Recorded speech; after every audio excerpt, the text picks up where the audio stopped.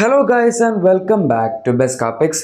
നമുക്കെല്ലാവർക്കും സ്കോഡ ഇന്ത്യയുടെ 2.0 പ്രൊജക്റ്റിനെ പറ്റി അറിയാവുന്നതാണ്. ഇഷ്ടം പോലെ വാഹനങ്ങൾ അവർ ഇതിൻ്റെ അകത്ത് കൊണ്ടുവന്നിരുന്നു.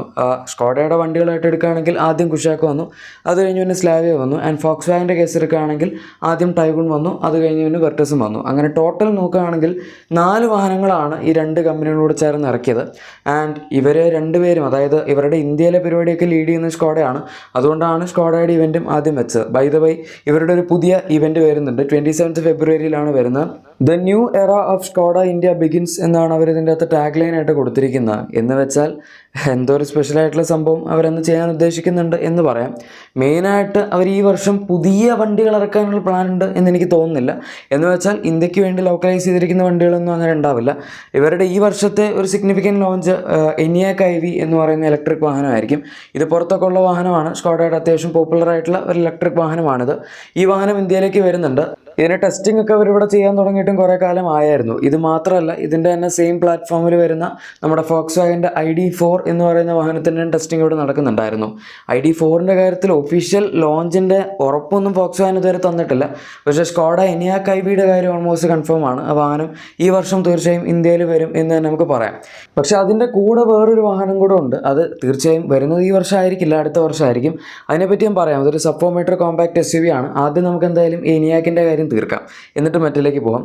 ഈ വണ്ടിയുടെ കേസിലേക്ക് വരികയാണെങ്കിൽ ഇതിവിടെ അവർ ടെസ്റ്റ് ചെയ്തുകൊണ്ടിരുന്നത് 80X എന്ന് പറഞ്ഞൊരു ട്രിമ്മാണ് എന്നാണ് എനിക്കറിയാൻ സാധിച്ചത്.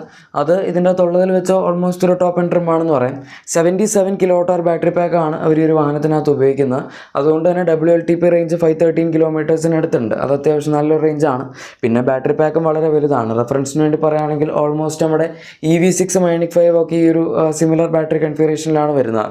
IONIQ 5 ഇത്തിരിയും കൂടെ ചെറുതാണ്, 73 kWh അടുത്തുള്ളൂ. പക്ഷേ അഗൈൻ EV6 ഓൾമോസ്റ്റ് 77.4 kWh അടുത്തുണ്ട്. അതായത് മൊത്തത്തിൽ നോക്കുകയാണെങ്കിൽ ബാറ്ററി കൺഫിഗറേഷൻ്റെ കാര്യത്തിൽ ഓൾമോസ്റ്റ് ഈ വണ്ടികളായിട്ടൊക്കെ മാച്ച് ചെയ്താണ് നിൽക്കുന്നത് എന്ന് പറയാം.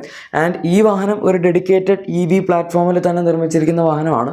എന്ന് വെച്ചാൽ സ്കേറ്റ് ബോർഡ് EV ആർക്കിടെക്ചറാണ് എന്ന് പറയും. ഫോക്സ് വാഗൻ്റെ MEB എന്ന് പറയുന്ന പ്ലാറ്റ്ഫോമിലാണ് ഈ ഒരു വാഹനം ബേസിക്കായിട്ട് അവർ നിർമ്മിച്ചിരിക്കുന്നത്. ആൻഡ് ഞാൻ നേരത്തെ പറഞ്ഞ പോലെ തന്നെ ID.4ഉം ഈ സെയിം പ്ലാറ്റ്ഫോമിലാണ് വരുന്നത്. ഫോക്സ് വാഗൻ്റെ ID റേഞ്ചിലുള്ള മിക്ക വാഹനങ്ങളും ഈ MEB പ്ലാറ്റ്ഫോമിൻ്റെ അണ്ടറിൽ വരുന്ന എക്യുപ്മെൻറ്റ്സും സാധനങ്ങളൊക്കെ തന്നെയാണ് ഉപയോഗിക്കുന്നത്. അതിപ്പോൾ നമ്മുടെ മഹീന്ദ്രയും ഈ ഫോക്സ് വാഗൻ MEB പ്ലാറ്റ്ഫോമിൽ നിന്നുള്ള കുറേ കോമ്പണൻസ് എടുക്കുമെന്നൊക്കെ പറയുന്നുണ്ടായിരുന്നു. പക്ഷേ അത് ലേറ്റ് ആവുമെന്നുള്ള കാരണം കൊണ്ട് അവർ BYDയുടെ കയ്യിൽ നിന്ന് ഇപ്പോൾ സാധനങ്ങൾ വാങ്ങി തുടങ്ങി. എന്തായാലും അത് നമുക്ക് നോക്കാം, അത് ഫ്യൂച്ചറിൻ്റെ കാര്യമാണ്. വീണ്ടും ഈ വണ്ടിയിലേക്ക് തന്നെ തിരിച്ചു വരികയാണെങ്കിൽ ഇതിന് അത്യാവശ്യം നല്ല പവറൊക്കെ ഉണ്ട്. 265 bhp ആണ് ഇതിൻ്റെ പവർ വരുന്നത്. ആൻഡ് ഈ വാഹനം ഓൾ വീൽ ഡ്രൈവ് സെറ്റപ്പിലാണ് വരുന്നത്. എന്ന് വെച്ചാൽ ഡ്യുവൽ മോട്ടോർ കൺഫിഗറേഷനിലാണ് വരുന്നത് എന്ന് പറയാം. അതുകൊണ്ട് തന്നെ ഈ വാഹനത്തിൻ്റെ 0 to 100 ടൈമൊക്കെ അത്യാവശ്യം ഫാസ്റ്റാണ്. 6.9 seconds ആണ് ഇത് 0 to 100 എടുക്കാനായിട്ട്, എത്താനായിട്ട് എടുക്കുന്ന സമയം. അതിപ്പോൾ നമ്മൾ മറ്റുള്ള വണ്ടികൾ വെച്ച് കമ്പയർ ചെയ്യുമ്പം ചിലപ്പോൾ ഇത്തിരി കൂടുതലായിട്ട് നിങ്ങൾക്ക് തോന്നുമായിരിക്കും. പ്രത്യേകിച്ച് നമ്മുടെ ഈ വണ്ടി ഓൾ വീൽ ഡ്രൈവ് ആണ്. ആൻഡ് നമ്മുടെ കിയയുടെ EV6ഉം ഓൾ വീൽ ഡ്രൈവിൽ തന്നെ നമുക്ക് ഇവിടെ അവൈലബിൾ ആണ്. അതിൻ്റെ പ്രൈസ് 65 lakhs-നടുത്താണ് റഫ്ലി എക്സ്ഷോറൂം പ്രൈസ്. ഓൺ റോഡ് തീർച്ചയായും 70ക്ക് മുകളിൽ പോകും. പക്ഷേ IONIQ 5 ഇതിനേക്കാൾ ഇത്തിരി കൂടെ സ്ലോ ആണ് എന്ന് പറയാം. അത് ഏകദേശം 7.4 seconds-നടുത്ത് എടുക്കും. അത് പക്ഷേ റിയർ വീൽ ഡ്രൈവ് കൺഫിഗറേഷനിൽ വരുന്നൊരു വാഹനമാണ്. ഇത് ഓൾ വീൽ ഡ്രൈവ് ആയിട്ട് പോലും നമ്മുടെ EV6-നെയൊക്കെ വെച്ച് നോക്കുമ്പോൾ ഭയങ്കര സ്ലോ ആണ്. കാരണം EV6 നമുക്ക് ഇവിടെ കിട്ടുന്ന മോഡൽ 4.4 seconds-നടുത്താണ് 0 to 100 എത്താൻ എടുക്കുന്നത്. അതിൻ്റെ പുറത്ത് GT എന്ന് പറഞ്ഞൊരു മോഡലുണ്ട്, അത് ജസ്റ്റ് 3.5 seconds-നടുത്ത് എന്തോ എടുക്കുകയുള്ളൂ. അത് ഭയങ്കര ഫാസ്റ്റാണ്. ഇവിടെ ഉള്ളത് അതിനേക്കാൾ ഒരു ഇത്തിരി കൂടെ സ്ലോ ആണ്. പക്ഷേ ഈ വണ്ടി ഓൾ വീൽ ഡ്രൈവിൽ ഈ പറഞ്ഞ EV6 നമുക്ക് ഇവിടെ ഉള്ള ഓൾ വീൽ ഡ്രൈവിനേക്കാളും ഏകദേശം 3 seconds-നടുത്ത്, 3 ഇല്ല 2.5 seconds-നടുത്ത് സ്ലോ ആണ് എന്ന് പറയാം.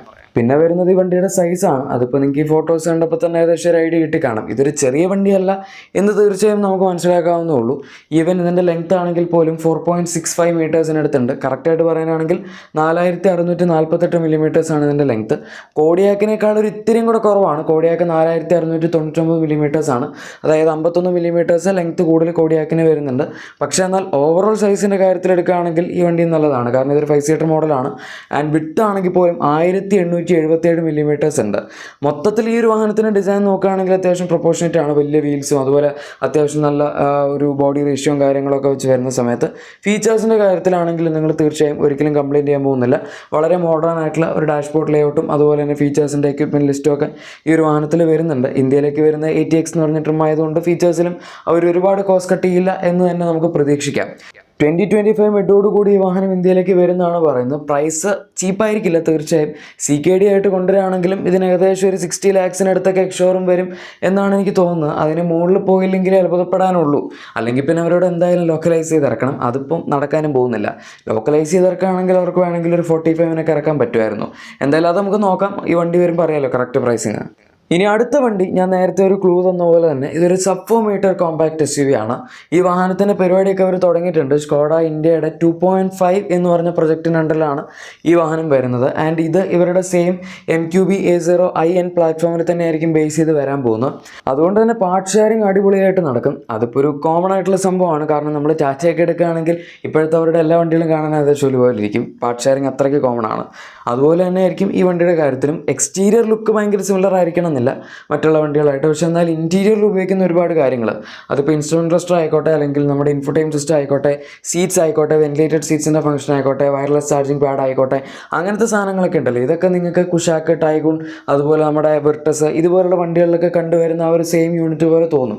അപ്പോൾ അത് തീർച്ചയായും പാർട്ട് ഷെയറിങ്ങിൻ്റെ ഭാഗമായിട്ട് തന്നെ അവർ കൊണ്ടുവന്നിരിക്കുന്ന ഒരു സംഭവമാണ്. ഓൾമോസ്റ്റ് 90% അടുത്ത് ലോക്കലൈസേഷൻ അവർ ഈ ഒരു വാഹനത്തിലും അച്ചീവ് ചെയ്യാൻ ശ്രമിക്കുന്നുണ്ട് എന്നും പറയുന്നുണ്ട്. അപ്പോൾ അതുകൊണ്ട് നമുക്ക് ഭയങ്കര ഒരു ഹൈ പ്രൈസ് പോയിന്റ് ഈ വാഹനം വരില്ല എന്ന് വിചാരിക്കാം. കൺസിഡറിങ് കുഷാക്ക് തന്നെ ഓൾമോസ്റ്റ് 11.5 ലാക്സ് എക്സ്ഷോറും ഉണ്ട്. ഈ വണ്ടി വളരെ ചീപ്പായിട്ട് അവർക്ക് തീർച്ചയായും അപ്പോൾ അതുകൊണ്ട് ഇറക്കാൻ പറ്റില്ല. എന്നാൽ പോലും അവരൊരു അഫോർഡബിൾ ആയിട്ടുള്ള എഞ്ചിൻ ഇതിനകത്ത് കൊണ്ടുവരികയാണെങ്കിൽ, ഇത് അഫോർഡബിൾ ആയിട്ടുള്ള എഞ്ചിൻ എന്ന് പറഞ്ഞാൽ ഇപ്പോൾ ഇന്ത്യയിലാകെ ഇവർക്ക് 2 എഞ്ചിൻസാണ് ലോക്കലി മാനുഫാക്ചർ ചെയ്യുന്ന രീതിയിലുള്ളത്. അതിലൊന്ന് പ്രോപ്പറായിട്ട് ലോക്കലി മാനുഫാക്ചേർഡ് ആണ്, മറ്റത് 1.5 TSI. അത് ലോക്കലി മാനുഫാക്ചേർഡ് അല്ല, പക്ഷേ ലോക്കലി മാനുഫാക്ചേർഡ് വണ്ടികളിൽ അവരത് കൊടുക്കുന്നു എന്ന് മാത്രം. 1 ലിറ്റർ TSI ആണ് ഇവിടെ ഏറ്റവും കൂടുതൽ പ്രൊഡക്ഷൻ ഉള്ളത്. അത് ലോക്കലൈസ് ആയിട്ട് നിർമ്മിക്കുന്ന ഒരു എഞ്ചിൻ തന്നെയാണ്. 115 bhp, അതുപോലെ 175 Nm ടോർക്ക്, 178 Nm ടോർക്ക്. അതാണ് എൻ്റെ ഒരു ടോട്ടൽ കൺഫിഗറേഷൻ വരുന്നത്. നമുക്കിവിടെ കുഷാക്ക്, ടൈഗൂൺ, അതുപോലെ മറ്റുള്ള വണ്ടികൾ ഇപ്പോൾ വെർട്ടസ്, സ്ലാവിയ ഇതിലൊക്കെ ബേസിക് എഞ്ചിനായിട്ട് അവർ ഈ ഒരു എഞ്ചിൻ ഓപ്ഷനാണ് കൊടുക്കുന്നത്. പിന്നെ ബേസിക്കായിട്ട് തന്നെ ഒരു ടർബോ ചാർജ് എഞ്ചിൻ കൊടുക്കുന്നുണ്ട് എന്ന് പറയുന്നത് നല്ലൊരു കാര്യമാണ്. പക്ഷേ ഈ പുതിയ കോമ്പാക്ട് SUV വരുമ്പം അതിൻ്റെ അകത്ത് ഇങ്ങനൊരു ടർബോ ചാർജ് എഞ്ചിൻ തന്നെ ബേസിക്കായിട്ട് കൊടുക്കുകയാണെങ്കിൽ പ്രൈസിൻ്റെ കാര്യം ചിലപ്പോൾ ഒരു ഇത്തിരി ബുദ്ധിമുട്ടാവാനുള്ള സാധ്യതയുണ്ട്. പിന്നെ ഒരു ഗുണം എന്താണെന്ന് വെച്ചാൽ കുഷാക്കിലൊക്കെ ഒരു 1 ലിറ്റർ എഞ്ചിനാണ് ഉപയോഗിക്കുന്നതെങ്കിലും ടാക്സിൻ്റെ വലിയൊരു ഗുണമൊന്നും കിട്ടില്ല. കാരണം നമുക്ക് അതിൻ്റെ അകത്ത് എക്സൈസ് ഡ്യൂട്ടി കൂടുതലായിരിക്കും വണ്ടി അബവ് 4 മീറ്റർ ആയതുകൊണ്ട്. ഈ വണ്ടിയിൽ പക്ഷേ ബിലോ 4 മീറ്റർ കാറ്റഗറിയിൽ 1 ലിറ്റർ ടർബോ എഞ്ചിൻ ഉപയോഗിച്ച് കഴിഞ്ഞാൽ ആ ഒരു എക്സൈസ് ഡ്യൂട്ടിയുടെ ബെനിഫിറ്റ് കിട്ടും. അത് ഓൾമോസ്റ്റ് 8% അടുത്ത് വരുള്ളൂ. കുഷാക്കിനകത്ത് ഏകദേശം 18 to 20% അടുത്തൊക്കെ വരുന്നുണ്ടാവുമായിരിക്കും. അപ്പോൾ അവിടെ വേണേൽ കോസ്റ്റ് കുറയ്ക്കാൻ പറ്റും. പിന്നെ വണ്ടിയുടെ ടോട്ടൽ ഡയമെൻഷൻസിൽ കോസ്റ്റ് കുറയ്ക്കാം. പിന്നെ കോസ്റ്റ് കുറയ്ക്കാൻ പറ്റുന്നത് മാക്സിമം ലോക്കലൈസേഷനിലാണ്.